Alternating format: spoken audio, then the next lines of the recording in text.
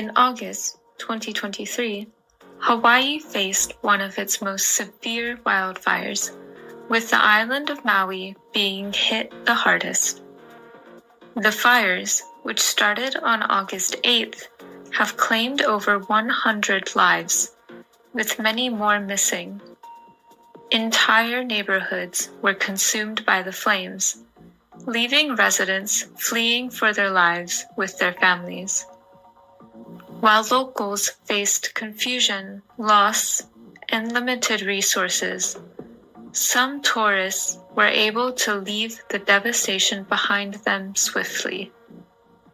Tourists found themselves able to book same-day flights to escape the island, highlighting a stark difference in the resources available to locals and visitors during the crisis. Additionally, the topic of tourism itself has spread mixed emotions across the islands. Some locals are urging tourists to stay home, saying the phrase, quote, "let Maui heal," end quote, while other local residents are encouraging tourists to visit, given how dependent the local economy is on tourism. The fires have ignited a few other controversies as well. The Maui Emergency Management Agency faced criticism for not sounding sirens during the fire. Since these sirens are mostly used for tsunamis, officials defended this decision, stating that they were afraid people would have moved towards the mountains and into the fire's path. However, residents are angry that they weren't given earlier warnings to evacuate and feel that officials prematurely suggested that the danger had passed. Adding to the tension, developers are now trying to buy the scorched land from residents.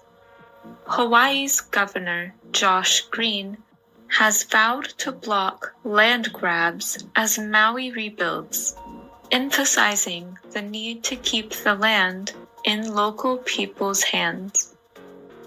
He has instructed the state attorney general to work towards a moratorium on land transactions, a move that is likely to face legal challenges. Overall, the Maui blaze is the deadliest U.S. wildfire since 1918, and the Hawaii governor expects rebuilding the burned area of Maui to cost more than $5 billion. Let's take a look at some grammar. Number 1, wildfires. Wildfires is a noun referring to uncontrolled fires that spread rapidly through vegetation. In the script, it describes the severe fires that Hawaii faced in August 2023. Number 2, claimed. Claimed is a verb indicating an action where something is taken, often with negative consequences. In the context of this news story, it is used to state the number of lives lost due to the fires. Number 3, fleeing. Fleeing is a verb describing the action of running away from a dangerous or threatening situation. The story uses it to show how residents responded to the fires. Number 4, governor. Governor is a noun referring to the leader of a state or territory. In this podcast, it is mentioned as Hawaii's Governor Josh Green, who has taken a stance on land grabs and rebuilding efforts. Number 5, tension. Tension is a noun referring to emotional strain or stress caused by conflicting situations. In the script, it's used to describe the heightened emotions related to land development and rebuilding efforts. Number 6. Controversies. Controversies is a noun and refers to disagreements or disputes over issues. This podcast mentions controversies related to various aspects of the wildfire's aftermath.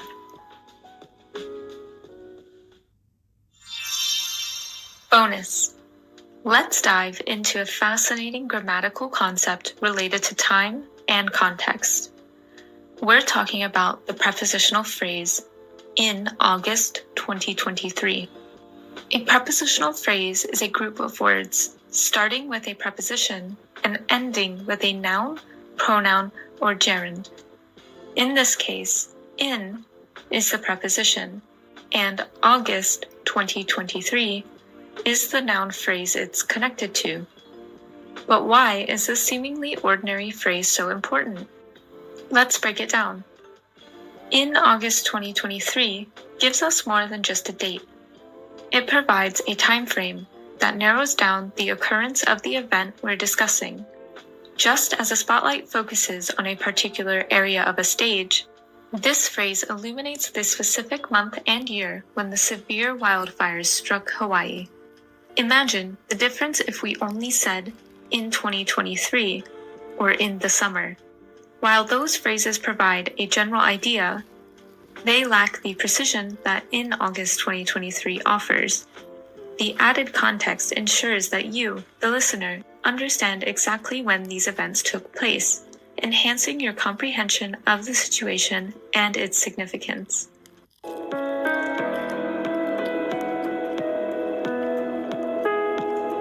Niger's coup is nearing its 1-month mark with little resolution in sight. The coup began on July 26, likely triggered by an internal struggle between now ousted President Mohamed Bazoum and the then head of the Presidential Guard. Since then, the junta, now led by the former head of the Presidential Guard, has been shoring up support among the population, exploiting grievances towards Niger's former colonial ruler, France, and silencing opposers. The coup has garnered international attention. Western powers and democratic African governments have called for the coup leaders to reinstate ousted President Mohamed Bazoum, who they have detained since July 26, but the military leaders have refused and rejected attempts at negotiation. The United States and France, both of which have troops stationed in Niger, have been closely following the situation. They have threatened to cut ties with Niger, which could endanger hundreds of millions of dollars in aid. Although Russia has also called for a peaceful resolution, Russian influence in West Africa has grown over the years, particularly with military leaders in Mali and Burkina Faso having kicked out troops from former colonial power France and strengthened ties with Moscow. Support for Russia has appeared to increase in Niger since the coup, with junta supporters waving Russian flags at rallies and calling for France to back off. Concerningly, while Putin has called for a return to constitutional order in Niger, Wagner's chief welcomed the army takeover and offered his services. Yes, the Wagner chief, the same man who was expelled from Russia for attempting a coup in Russia in June this year. Meanwhile, regionally, in the broader West African region, the coup in Niger is stoking fears of a domino effect. Since 2020, 3 of Niger's neighbors, Mali, Burkina Faso, and Guinea have experienced coups. The coup in Niger is seen as a red line by many, including Western allies, and has the potential to destabilize an already fragile region. Neighboring countries Mali and Burkina Faso have leaped to the junta's defense, declaring that they would consider any foreign move against Niger as a declaration of war against them too. This has raised the specter of a broader regional conflict, which could have devastating consequences for the people of West Africa. As a result, the Economic Community of West African States, known as ECOWAS, has been considering military intervention in Niger. ECOWAS has given an ultimatum to the junta in Niger: restore Mr. Bazoum to power or face the consequences, including possible military action. Despite the political side to this story, there is also a human element to note. The coup has had immediate and severe impacts on the people of Niger. The military leaders have closed Niger's airspace, citing the potential threat of outside military intervention.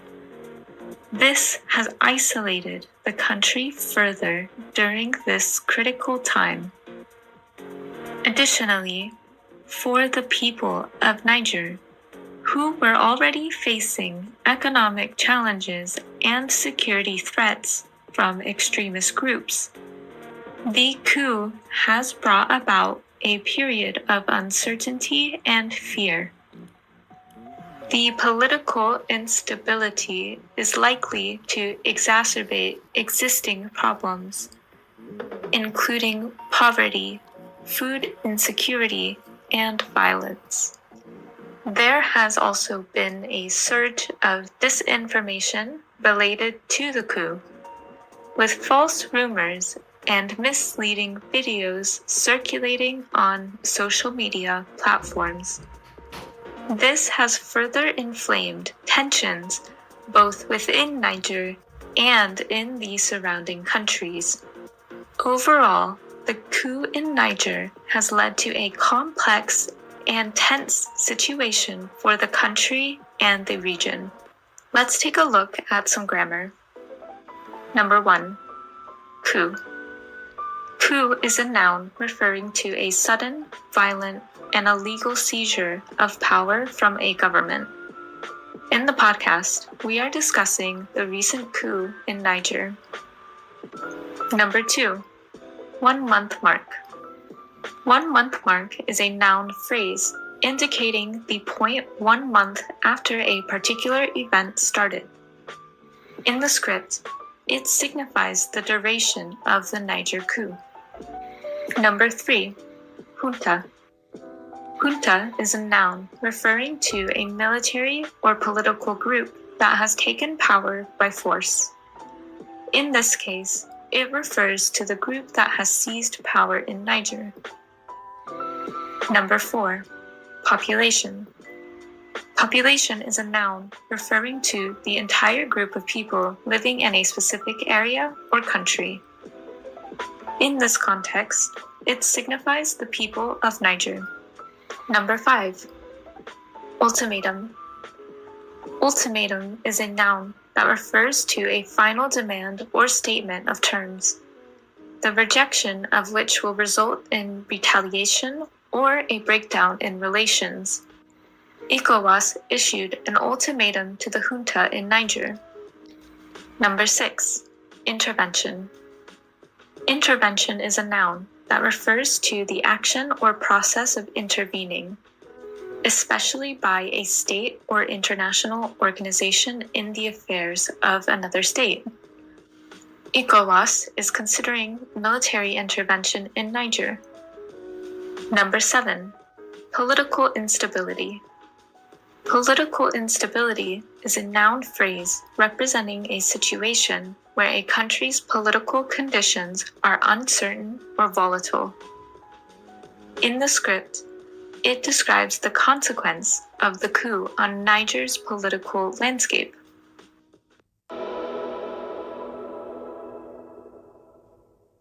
Over the weekend, Twitter made a big announcement. Its name is now X. Even though the name has changed, people can still tweet or post messages. This name change is part of Twitter's plan to become more than just a social media platform, as explained by CEO Linda Yaccarino. Twitter was bought by X Corp for $44 billion, a company owned by the billionaire Elon Musk. Elon wants to turn Twitter into an everything app. He said, "Twitter was a good name when it was just a place for short messages, like birds tweeting. But now, you can share almost anything, including long videos." In the coming months, we plan to add more features and make it possible for you to manage all of your financial activities. However, this sudden change has made some security experts worried.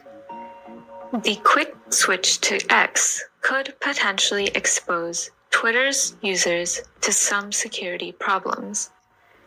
In addition to these security concerns, there's also a discussion happening about the potential change of Twitter's famous bird logo.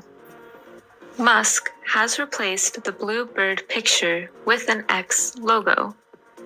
This idea has received mixed reactions, with some users missing the bird logo. In addition to these security concerns, there's also a discussion happening about the potential change of Twitter's famous bird logo. Musk has replaced the blue bird picture with an X logo. This idea has received mixed reactions, with some users missing the bird logo and others excited about the new direction. Musk's reason for changing the symbol is to represent the uniqueness in all of us. A flashing X was recently installed atop the San Francisco headquarters following Twitter's rebrand. However, its removal came just 3 days after workers installed the sign without receiving permission from the city, in violation of San Francisco's Department of Building Inspection codes. Right now, the change is mostly in the name. No new features have been added yet. However, this name change suggests that Elon is likely to stay in control of the company for the foreseeable future.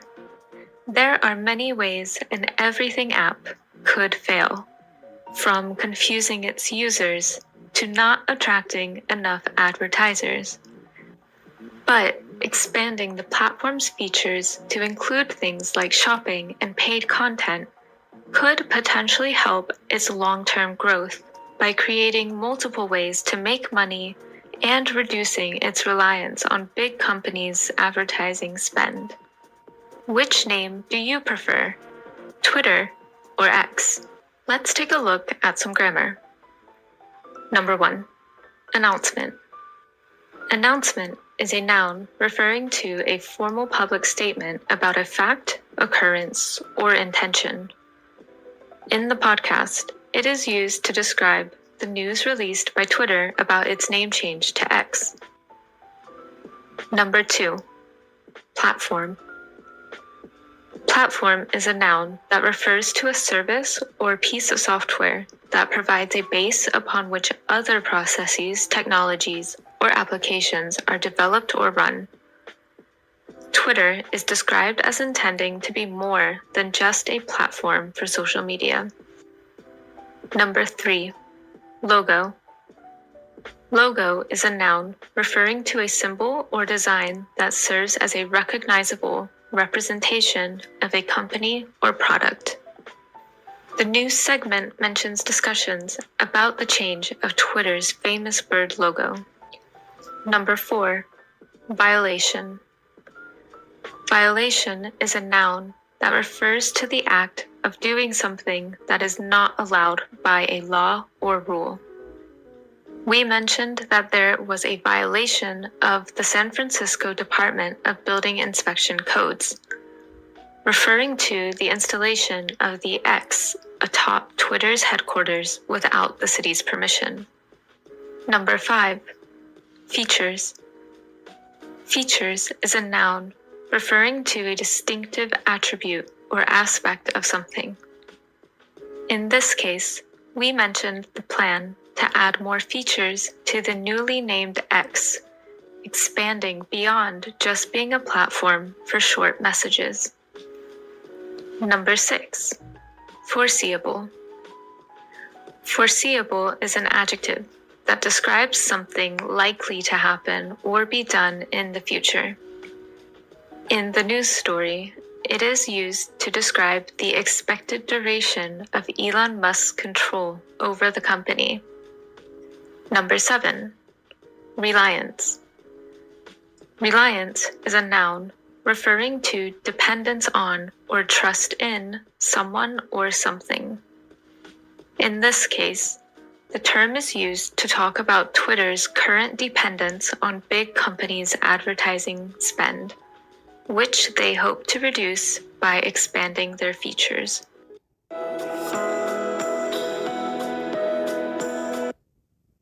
In May 2022, the United Kingdom Home Office issued an updated list of visa processing times, showing processing delays across many visa categories and the pause of services to expedite visa processing. Normally, visa decision wait times for tourists wishing to visit the UK are up to 3 weeks, but now they are taking on average 6 weeks. Similarly, student and family visa processing has also been delayed. The visas to join family in the UK are taking the longest to process. Typically, the visa decision times for joining family in the UK takes up to 12 weeks if the application is submitted in a country outside of the UK. These days, it is averaging 24 weeks. This situation has resulted in separated families, international new hires unable to get work visas in a timely manner, and international students stressed about whether they will be able to obtain their visa before their university courses begin in September. A silver lining? Visas for Commonwealth citizens seem visa processing times, showing processing delays across many visa categories and the pause of services to expedite visa processing. Normally, visa decision wait times for tourists wishing to visit the UK are up to 3 weeks, but now they are taking on average 6 weeks. Similarly, student and family visa processing has also been delayed. The visas to join family in the UK are taking the longest to process. Typically, the visa decision times for joining family in the UK takes up to 12 weeks if the application is submitted in a country outside of the UK. These days, it is averaging 24 weeks. This situation has resulted in separated families, international new hires unable to get work visas in a timely manner, and international students stressed about whether they will be able to obtain their visa before their university courses begin in September. A silver lining? Visas for Commonwealth citizens seem unaffected. Do you have plans to go to the UK soon? Let's take a look at some grammar. Number 1, the UK Home Office. The UK Home Office is the department in the UK government responsible for immigration, security, and law and order. Number 2, to expedite. To expedite is a verb that means to do a normal process more quickly. In this case, the Home Office has paused or stopped the ability to expedite visa processing. This means applicants cannot pay more to have their application processed quickly. Number 3, new hires. New hires means new employees. It originated from the verb to hire, which means to employ someone. So, a new hire is a new employee. In this example, the visa processing delays for international new hires are delaying the ability for new employees to start their new jobs in the UK. Number 4, to be stressed about something. Adding the word about as a preposition to the verb to be stressed creates a commonly used phrase in English. For example, instead of saying the students are stressed, you can give more details by saying the students are stressed about whether they will be able to obtain their visa before their university courses begin in September. Number 5, silver lining. Silver lining is a metaphor or a symbolic figure of speech, meaning there is something positive in a negative situation. It's pretty beautiful. In this case, the positive piece is that Commonwealth citizens are not experiencing visa delays. Wimbledon 2023 has come to a close, with Marketa Vondrousova winning the women's single and Carlos Alcaraz with a surprise win over longtime champion Novak Djokovic in the men's single. However, Wimbledon is not only a sporting event. It is also a major business venture that generates significant revenue each year. Let's take a closer look at some of the numbers and statistics behind the scenes. One of the most significant revenue streams for Wimbledon comes from ticket sales. Each year, thousands of tennis enthusiasts from around the world travel to the United Kingdom to witness the excitement firsthand. In 2023, it is estimated that over 530,000 people attended the tournament, contributing to the lively atmosphere and supporting the local economy through tourism and hospitality. In addition to ticket sales, Wimbledon generates substantial income from corporate sponsorships and partnerships. Prominent companies across various industries, including fashion, technology, and luxury brands, eagerly associate themselves with the tournament to enhance their brand image and reach a global audience. These partnerships often involve multi-million-dollar deals, which greatly contribute to the overall financial success of Wimbledon. Furthermore, broadcasting rights play a crucial role in the tournament's revenue. Wimbledon is broadcasted to millions of viewers worldwide, with numerous television networks and digital platforms securing the rights to provide live coverage of the matches. The broadcasting fees and advertising revenue generated from these partnerships form a significant portion of the tournament's income. Let's take a look at some grammar. Number 1, revenue. Revenue is a noun and refers to the income or funds generated by a business or organization. Number 2, prominent. Prominent is an adjective and describes something or someone that is important, well-known, or stands out in a particular field.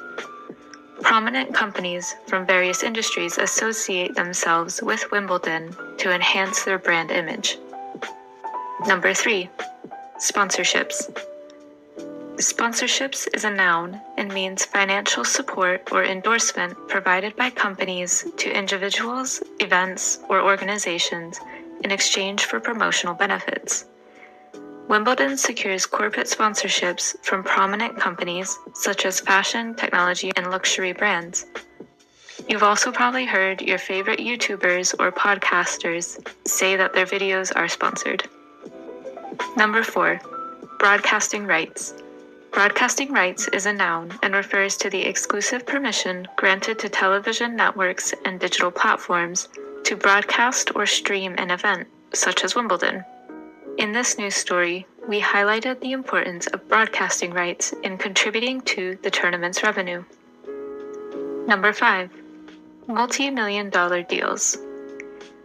Multi-million-dollar deals is a noun phrase and refers to business agreements or contracts worth several $million. Prominent companies eagerly associate themselves with Wimbledon through such multi-million-dollar deals to enhance their brand image and reach a global audience. Bonus. Do you know what GDP stands for? GDP is a noun and stands for Gross Domestic Product. It's a measure of the total value of goods and services produced within a country over a specific period. GDP is often used as an indicator of a country's economic performance and growth. Although GDP is not mentioned in this news story, it's very relevant when discussing the economic impact of major events like Wimbledon. ክፍል 3 አሁን እንዳብራራሁላችሁ በቴሌግራም ኮሚኒቲ ላይ ትልካላችሁ። በዚሁ ክፍል 3 ያበቃል ማለት ነው።